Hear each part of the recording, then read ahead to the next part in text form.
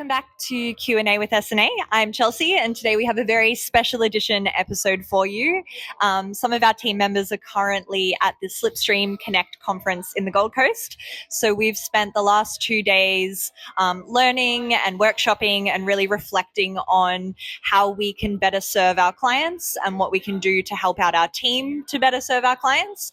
So what we wanted to do was share some of our key takeaways and key insights. So you're going to hear from obviously Shane and Andrea, S&A, but you'll also hear insights from our accounting director, Nadia Fazli, our executive assistant, Ali Waldron, our compliance and governance manager, Julie Pigeon, and myself, Chelsea, the marketing manager. And we'll all be giving a little bit of wisdom that we've learned from the last 2 days at the conference. We'll start with our top takeaway personally from this conference, a favorite quote, a favorite insight or learning. What was yours, Julie? I think for me, it's always good going to these things to, I guess, benchmark how we're going with against other accounting firms or professional services firms, because we can get quite ingrained in our day-to-day life. And I think it's really good just to have a bit of sense check and see where we're at in terms of other firms and get ideas and connect and just know that there's other people going through the same things we are.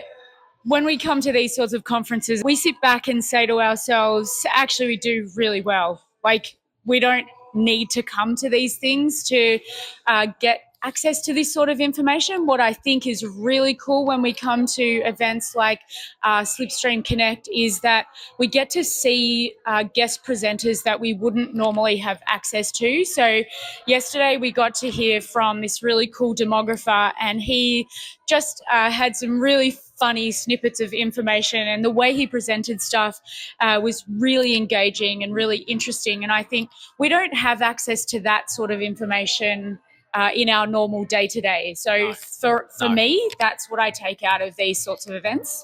Yeah, and I've just confirmed that we're on the right path ourselves already. So some of the pain points and things that other firms are facing, I think we've already experienced those or put in place strategies and systems and processes to overcome them. So I think it's just reassuring that we're on the right path. Yeah, and we've also... we have constant change and constant innovation, which sometimes can be a bit much. Like, we know that the team sometimes get a little frustrated with us because we come in with all these really good ideas from when we spend time at these conferences. And so for us, it's like sit back and say, what are the things that we can achieve as part of our day-to-day that these sorts of events motivate us to achieve. I think that one thing that's stuck in my head is, which is something I've heard before, but it's nice to get the reminder, is that constantly moving forward and actioning things is always going to be better in the long term than seeking perfection and waiting for the perfect software or the perfect moment or whatever it may be. So that's probably something that I'm taking away as a good reminder from this conference. Being around like-minded organizations and everything, I can just know that Aintree Group is going in the right direction. We're doing a lot of things that they're talking about now, and it's very comfortable and good to know that we're doing all those things already. It's also put into perspective that I'm doing well. I was in some of the breakout rooms and I was adding value, and I was just like, oh, that's really cool that it's like we're adding value to other people rather than they're adding value to us. But it's good to get that confidence in myself. Yeah. That's what I've been taking away from this. Yeah, I think the keynote speakers, Simon Kustamaka, the demographics guy, just talking about our future and the fact that we're in the top 10 country in the world to be working in, that we're in a good demographic. That was a good takeaway.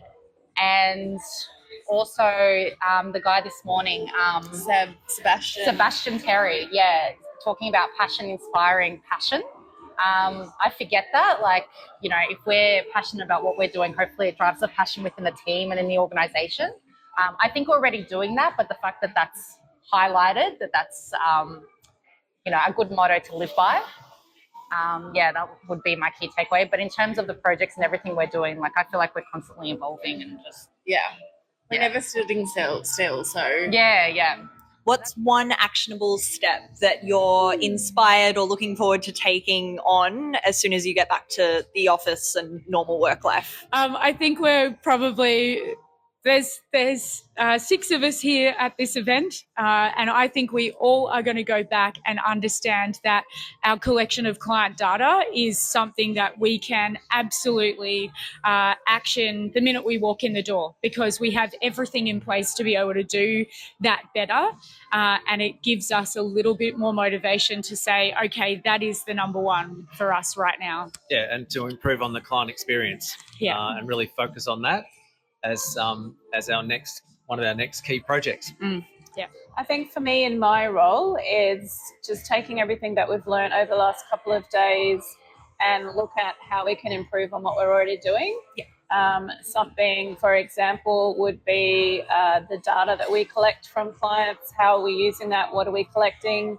How can we use AI and the systems and processes we have in place to better serve our clients with the data that we already have? And what data do we need to be collecting to be able to better serve them with the different services that we offer at whatever stage of life they're at?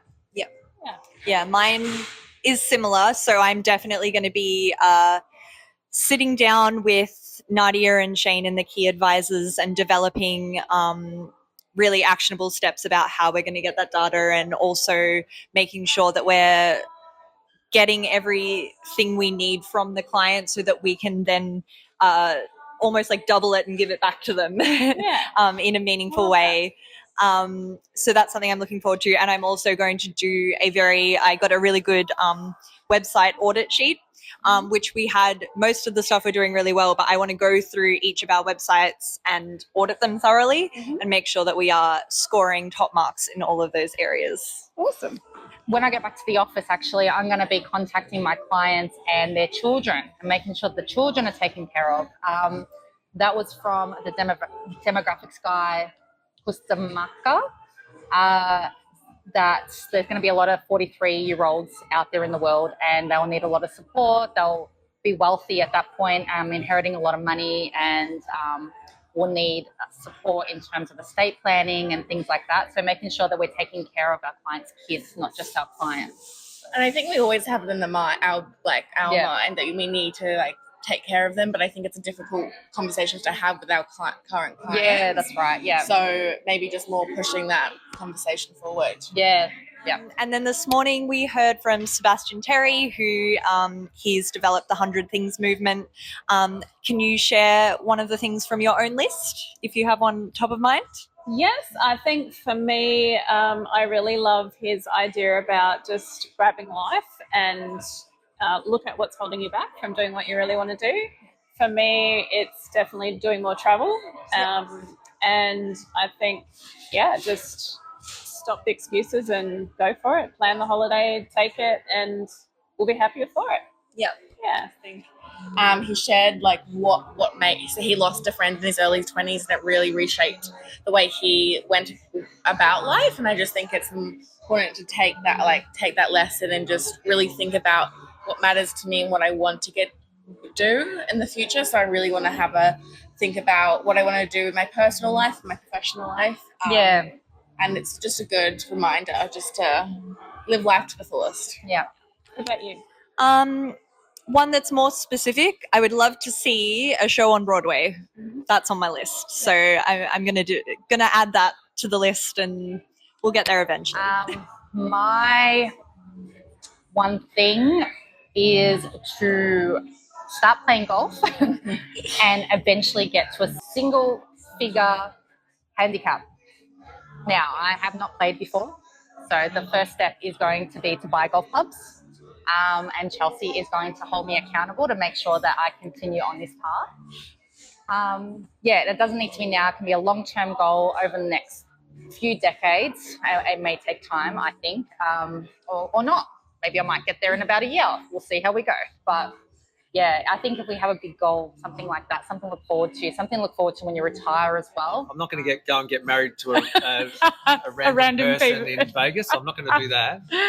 I think the key thing, though, for me is being clearer and actually understanding what my goals are, not necessarily creating a 100 list bucket list. Yeah. But just being clear on the goals and then sharing those and being accountable to others for those goals and trying to achieve them. Yeah, I think our list, we're lucky that a lot of the things on our list are probably universal for the two of us.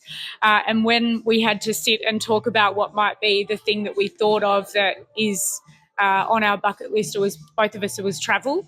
And I know that is a universal thing in our team as well, that everyone wants to travel more. And I think that's an easy one for us to tick off our bucket list. We've just got to work out where. Yeah, where. That was our challenge when we were saying travel. The challenge was, where do we travel and how do we make that decision? Yeah. Thank you. Thank you, everyone, for joining us for this special edition episode of Q&A with S&A. We'll see you next time.